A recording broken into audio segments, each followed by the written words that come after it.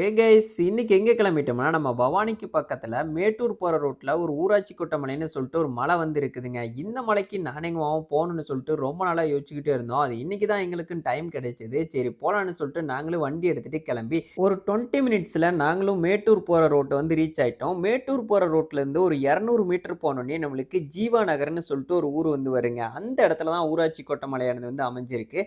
ஜீவா நகர்லேருந்து உள்ளே வந்தோடனே ஸ்ரீ பாலதண்டாயுதபாணி சுவாமி திருக்கோயில்னு சொல்லிட்டு முருகன் கோயில் வந்து இருக்குங்க. ஃபர்ஸ்ட்டாக நம்ம முருகன் கோயில் வந்து சாமி கும்பிட்டு அதுக்கப்புறம் தான் நம்ம ஊராட்சி கொட்டமலை வந்து ஏற மாதிரி இருக்கும்.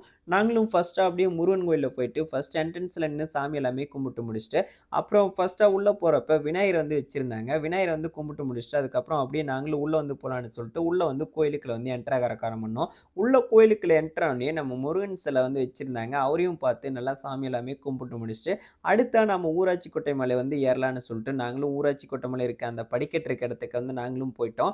அங்கே போனப்போ நாங்கள் போன டைமிங்கில் வேலைகள் வந்து நடந்துக்கிட்டு இருந்தது. அங்கே இருக்கீங்களா எல்லாமே நாங்களும் கேட்டோம். ஊராட்சி கோட்டை மலை ஏறதுக்கு 2 விதமாக படிக்கட்டு இருக்குன்னு சொல்லிட்டு சொன்னாங்க. ஒரு படிக்கட்டில் ஏறப்ப ஒரு 3/4 மணி நேரம் ஆகுன்னு சொல்லிட்டு இன்னொரு படிக்கட்டு வழியாக ஏறப்போ ஒரு 1.5 மணி நேரத்துக்கு மேலே ஆகுன்னு சொல்லிட்டு அங்கே இருக்கீங்க எல்லாமே சொல்லியிருந்தாங்க.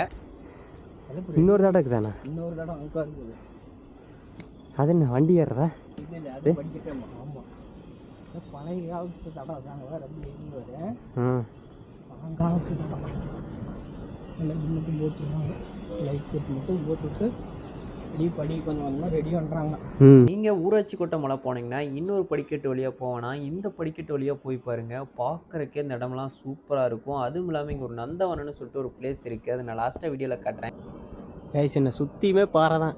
சும்மா பெரிய பெரிய பாறையாக இருக்குது. இங்கேருந்து பார்க்குறக்கு அப்படியே அந்த ரோடு பயங்கரமாக தெரியுது. அதுவும் இல்லாமல் ஆறு ஓடுறது அதை விட பயங்கரமாக தெரியுதுங்க.